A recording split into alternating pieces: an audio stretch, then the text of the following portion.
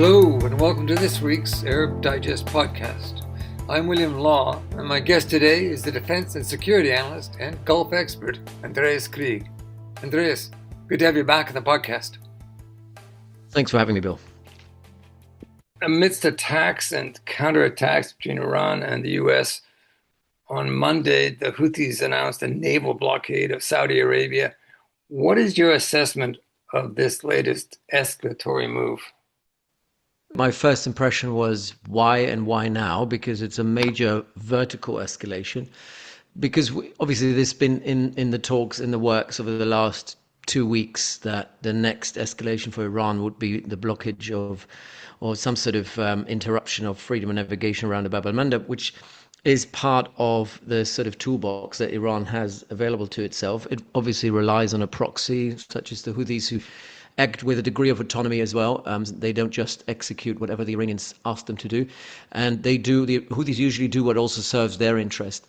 But I'm surprised that Iran would do it at this point, considering that the Americans haven't gone all out yet. I mean, I think the Americans also have several options of escalation, which might be less likely, such as, going and grabbing land or occupying some of the islands in the Strait of Hormuz or even Khark Island. I think it's very unlikely the Americans are going to do it, but the Iranians then need to have another sort of vertical option of escalation, which then might be just more attacks on the Gulf. But then also I started to think about, the Yemen conflict, maybe a little bit more in isolation of the Iran-US confrontation, because obviously there's been a lot of development since January on the ground between the SDC, UAE-backed SDC that was pushed out, and the Saudis coming in trying to squeeze out the SDC and trying to take hold of all the non-Houthi occupied territory in Yemen. And they haven't necessarily done a very good job at this, it's a very difficult environment. Saudis obviously also cash stripped. They don't have the money right now to really effectively build a political system in southern Yemen. And there's been a lot of grievances, a lot of movement and mobilization by the SDC against the Saudi government. And the Houthis might want to and have looked to exploit this current weakness in the south to kind of get some land grabs here and there. And so that's been in the works for at least 2-3 weeks. We've seen mobilization along various fronts. And all of this is the backdrop to the Saudi bombing of Sana'a airport, which happened last weekend, which was a direct intervention by Saudi. Again, it's fairly surprising given the context of escalation that we have and given the belief in Saudi that they don't want to get dragged any further into the US-Iranian escalation. But I think for the Saudis, Yemen has always been a domestic issue and they're dealing with it apart from other issues that they might be facing. And so what we have here in Yemen is maybe a Houthi-Saudi escalation. The Saudis putting a red line saying this Mahan Air flight that was going to fly to Sana'a and there's a lot of credible evidence, had some Iranians on board. So there's this suspicion that the Iranians are trying to bring military advisors to the Houthis as they are trying to launch a military campaign in Yemen. And so that was something the Saudis were never going to let happen, and hence they made a very strong statement by bombing the airport in Sana'a, and to which the Houthis are now basically responding of saying, if you are blocking our airspace, we're blocking the naval supply routes to Saudi Arabia. And so this might still be outside of that escalation between the US and Iran, and that's my hope at least. And there might be a way that the Saudis can deal with the Houthis directly without the Bab al-Mandab necessarily becoming another bargaining chip for the Iranians in the broader negotiations with the United States, which is obviously something that we're trying to avoid. Yeah, and there is so much up in the air and so much uncertainty, and the potential for mistakes or blunders for overreactions is huge. I'm wondering right now, though, the Gulf states that once again they're getting hit hard. How vulnerable are they, and why do you think the Iranians are hitting them so hard? They're not hitting the Americans that hard, and they could be going after, I suppose they wouldn't, but they could be hitting some of those aircraft carriers that are carrying out the bombing raids. Well, that's very difficult to hit an aircraft carrier. They're very well defended and obviously mobile targets. It's much easier to hit, and they're becoming much better, the Iranians, in hitting immobile targets and doing that very precisely with clear they must have some intelligence feed which has improved significantly, which suspects it's not an Iranian capability but a Chinese or Russian capability. But hitting aircraft carrier is extremely difficult. So they're going after US military infrastructure, and we have to look at this infrastructure as being networked in a way. It's all connected. If you look at all these early warning systems, the radar systems, other intelligence reconnaissance systems that are spread all over the Middle East, from the north in Turkey, Iraq, all the way down to Oman. And all of them kind of feed into US CENTCOM intelligence feeds. And so the Iranians are going after every single node in that intelligence network across this entire, 3,000 kilometer line. They're also going after bases directly, going after tarmac, trying to immobilize these bases, which is very difficult to do because these runways can be fixed, and the US has different options. And anyway, many of the bases in the GCC have not been used for offensive operations and are still not being used for offensive operations by the Americans against Iran. They certainly weren't used in the first phase of the war, despite everything that the Iranians are saying. But why they're going after the Gulf? It is because it's the kind of weak underbelly, if you will, of US forward defense or forward offense, you should say, in the region. And they are very difficult to defend. They're very close in terms of geographic proximity to Iran. They can hit them and bypass their air defense systems. And also, you can do it with much fewer munitions, because obviously the Iranians have to think about the economy of war as well. It's not very economical to strike Israel because you will have to use the most expensive, most sophisticated technology and kit and missiles that they have to do so, and even then they might get intercepted. And it might not necessarily render the sort of impact and effect that you're trying to achieve. Putting pressure on the Gulf states will then immediately put pressure on Trump, because they've been lobbying Trump very hard, all of them, Qatar, obviously, Oman, UAE, Saudi Arabia, all of them very, very much making it very clear to the Trump administration that escalation is going to be to the detriment of Gulf stability and economies, but also to the detriment of energy supplies and the global economy ultimately. And Trump he doesn't have any options. He's a terrible negotiator, despite everything he's written about the art of the deal. He's terrible at getting to a deal. He's also terrible at sticking to a deal. And now again, we are where we were in March, April, where the US has run out of options. It's been mostly a horizontal escalation, but vertically speaking, we're now at the brink of getting into a vertical space of escalation, where we're hitting civilian infrastructure in Iran, to which the Iranians then respond by hitting critical national infrastructure in the Gulf, which is civilian infrastructure. And this sort of tit for tat is all about testing the resilience and the appetite for pain on the Iranian side and on the Gulf side.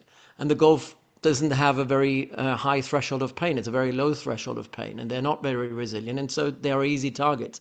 But even there, we can see that the Iranians now must realize that there is only that much the Gulf states can do, in effect. They obviously, most of the bases are empty in the Gulf states because the Americans had to withdraw because of the vulnerabilities. We've seen the Gulf states all lobbying very overtly and quietly over the last 6 weeks, the Trump administration to not escalate further and honor the MOU and use the MOU as a handrail to get to some sort of deal.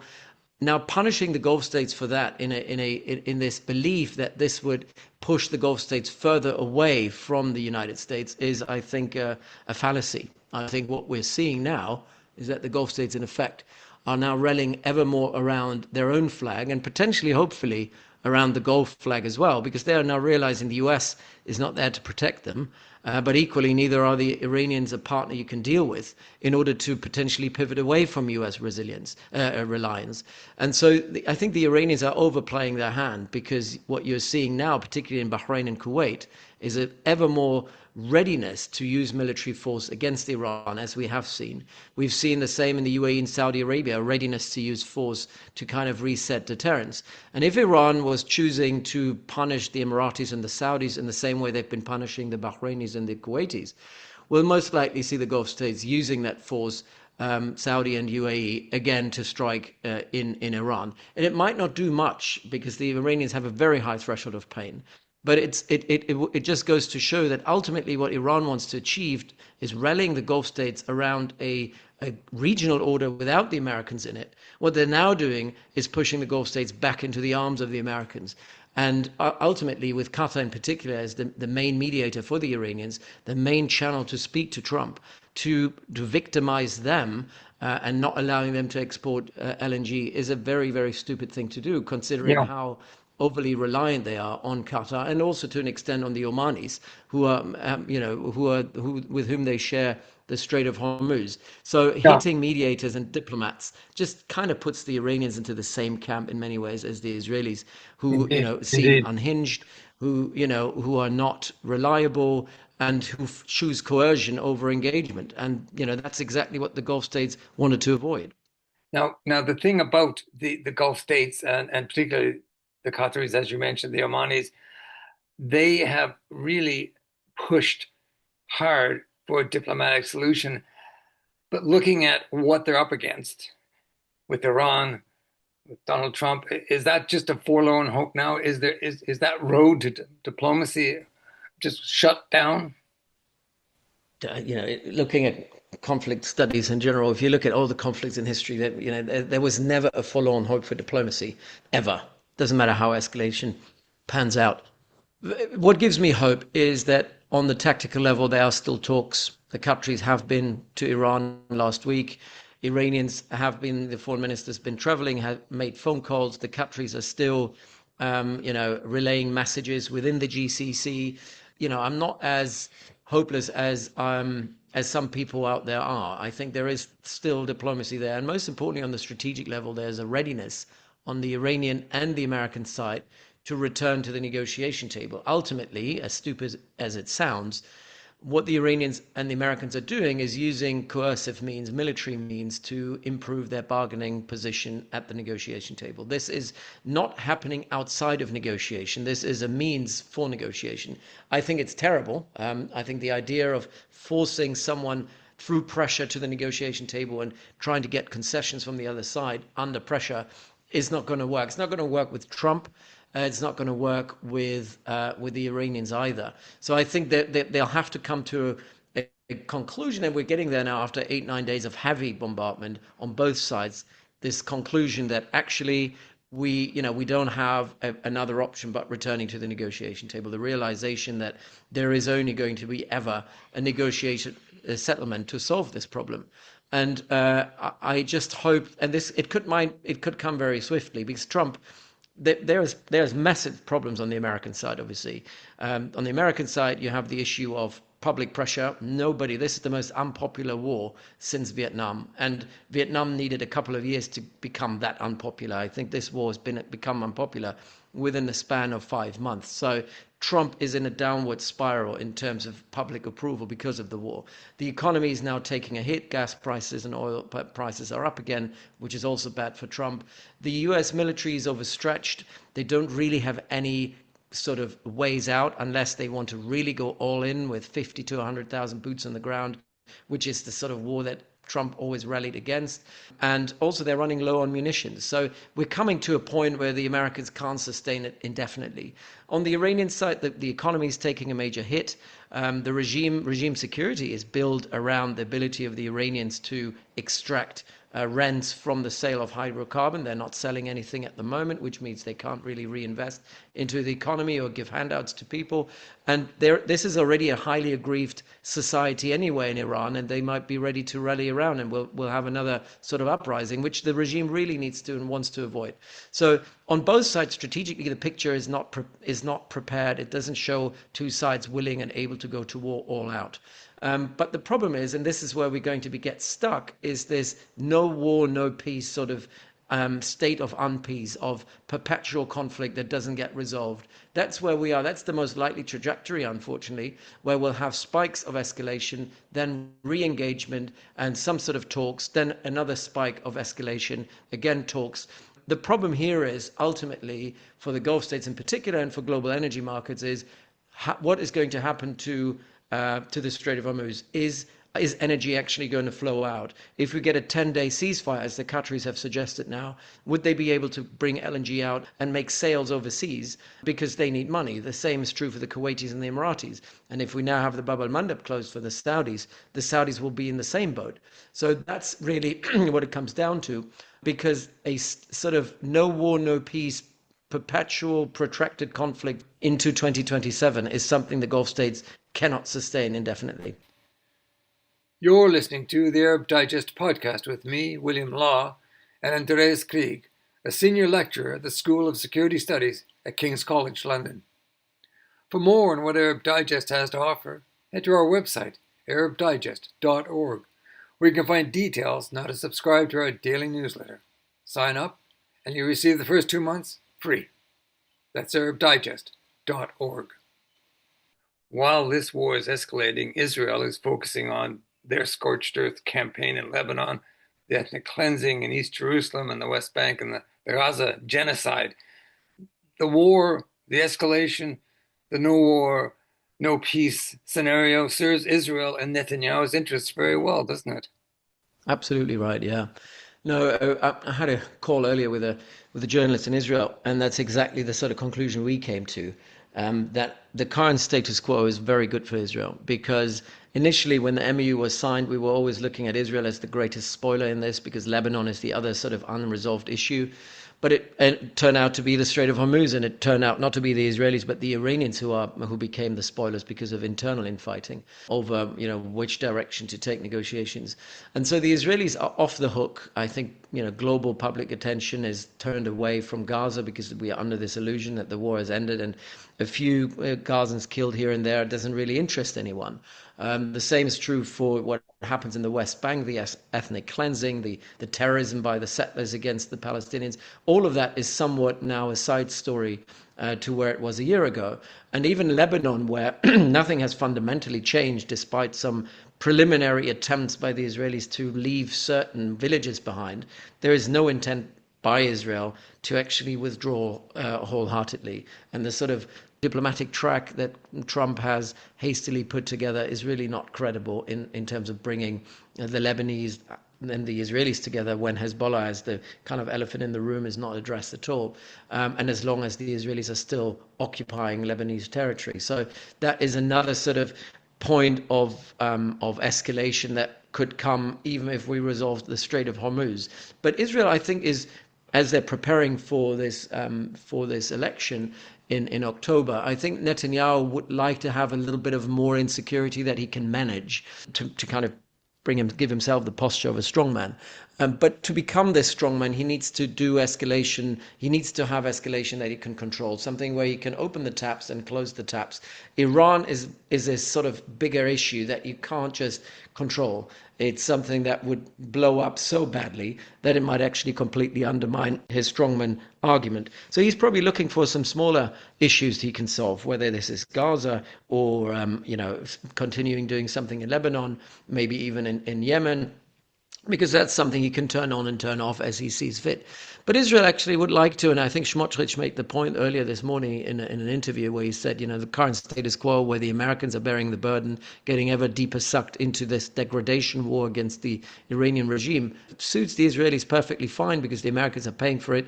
No IDF soldiers are dragged into this, and Israel has a relative period of peace. And as they're preparing for elections. So I think that it works for the Israelis perfectly well. And the Iranians are, as much as they're posturing as, we're fighting the Israelis, actually they're fighting the Gulf states. And they're not doing very much to hurt the Israelis. Yeah, yeah. Just turning to the UK, we have another prime minister, seventh in 10 years. Do you see any role for Andy Burnham to play that could or would make a difference, not just to the ongoing war, but to the ongoing situation in Palestine? Well, we would hope so, wouldn't we? But I'm a bit more pessimistic, because the UK, as much as other European countries, are so preoccupied with themselves that domestic policy will always take precedent over what happens in the Middle East. There is no stomach for any wars. There's no money for any wars. There's no spare bandwidth or capacity for any wars. as we've seen with the Strait of Hormuz, which, nobody said the UK should get involved in this illegal war of aggression by Israel and the US against Iran. But when it comes to freedom of navigation around two main choke points, that was part of the grand strategic values, if you will, of the United Kingdom of Britain for hundreds of years, right? When even back to the days when Britain used to rule the waves. And now we just have one sort of frigate that we can send out there, which is pathetic. So we're just not in a place to do anything really. But what we would expect from the UK is take more leadership, moral leadership based on values. And we've seen some posturing, some narratives coming out of Andy Burnham, which suggests that he's trying to revisit what had happened 3 years ago and revisit some of the statements by the Starmer government. But ultimately, if you look at the leads in London, it's a compulsive environment where you can only go that far to criticize Israel without actually causing major problems to yourself and your political career. And I think Andy Burnham will now try to test where these boundaries are. And already there's been a massive backlash for his comment of saying we didn't get everything right when it came to Gaza, which was a very, very mild criticism, if at all, of Israel. And the pushback was extremely severe. So I don't think that Andy Burnham, has a lot of appetite to ruin his premiership over something that is not necessarily his core interest and his core sort of subject matter expertise. We'll see the new foreign secretary. What he tended to take usually a human rights based approach. When he was asked about it yesterday at Miliband, he didn't really have anything interesting or original to say. It sounded like same old, same old. But I think let's give them some time to reorganize. Certainly the Overton window of what is possible to say about this conflict now is much, much wider than it was 3 years ago. I think you get away with calling a spade nowadays. And there's a lot more genuine, organic pushback against the lies and deceitful disinformation pushed by Israeli talking heads who were on, general shows all over the country talking bullshit. Sorry, excuse my language. And so I think there's now more pushback against the country is more ready to actually empower the prime minister to do what is right within British values. It's not about Israel, actually. It's just about standing up for what are essentially British liberal values. Yeah, yeah, and you're right. We're not seeing those talking heads from Israel spreading the BS as fervently and commonly as we were just even a few months ago. Um, just coming back to the strategic and military aspects of this war, who has the edge, Iran or the US? Tactically, operationally speaking, I'd say the Americans have an edge just in terms of the technology they have, the bandwidth they have. But it doesn't really matter if you can't translate this into a political outcome. So putting pressure for the sake of pressure in an infinite, protracted war of degrading Iranian power and military capacity is in itself not strategic, and it doesn't lead to victory. So it really doesn't matter. I think what matters, this is a war of resilience. It's about who can sustain more pain, who has a higher threshold of pain and can sustain it for longer. And time, as I've said back in February, March, the time is always on the side of the Iranians. They're fighting for national survival. They're still in absolute national defense mode and survival mode. The way they act is far more sophisticated. They have more options because the options are not just military. The options are coercion and compulsion in the economic space, in the information space, in the diplomatic space.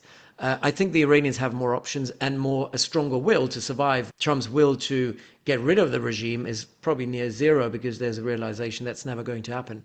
But in terms of military capability, the Americans have a lot. But as I said, even that bandwidth is becoming smaller and smaller and smaller as this war continues, and it becomes ever more expensive.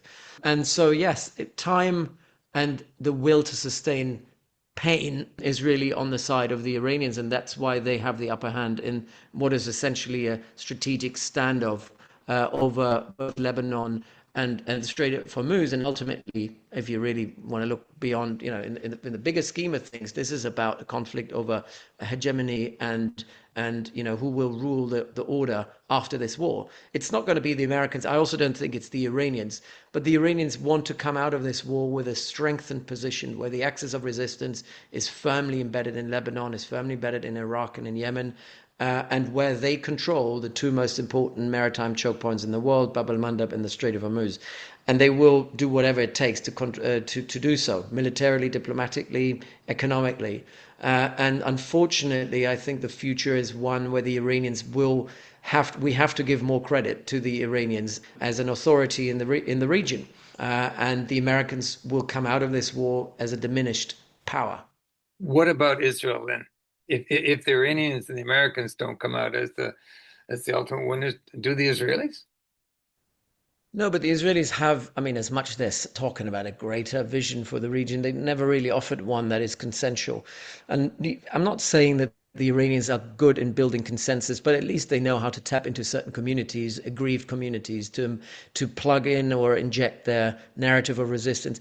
The Israelis have been very bad at this. They have no real communities outside of their immediate vicinity that they can tap into. And even the Emiratis, I think the Abraham Accords have now, to most Emiratis, look increasingly like a pragmatic trade over access to technology, a bit of influence in Washington, but it's not really, it's not a love relationship with the Israelis.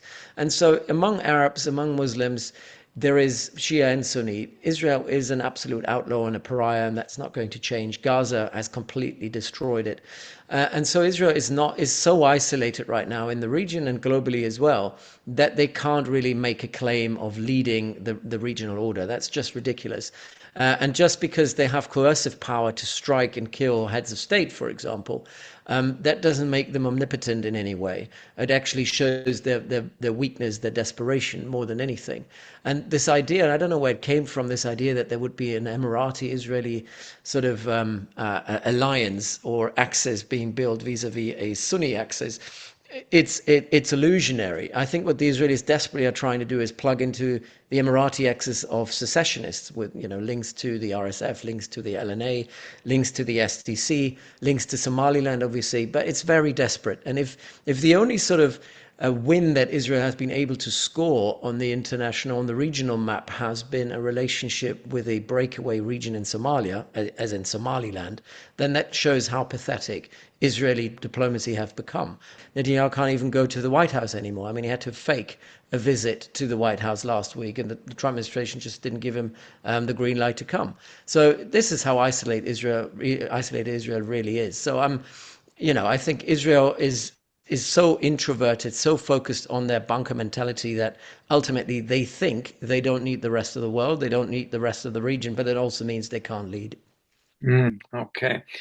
Well, the next days and weeks are going to be most interesting, and I know you'll be keeping an eye on it, Andreas. But in the meantime, thank you so much for taking the time to talk with us. Always a pleasure, Bill. My guest today on the Arab Digest podcast was the defense and security analyst and Gulf specialist, Andreas Krieg. Arab Digest is an independent voice on the Middle East and North Africa. No sponsors, no advertising. Our support comes only from our subscribers. For more information on subscriptions, if you sign up, we're offering 2 months free. Head to our website, arabdigest.org. We are following the Iran war and other developments in the Arab world with analysis and commentary from a team of Middle East experts you will not find anywhere else. Follow us on Facebook, X, and LinkedIn, and search our library of 350 podcasts on Apple Podcasts, Spotify, SoundCloud, or other platforms. I'm William Law, editor of the Arab Digest. Essential reading, essential listening from independent sources.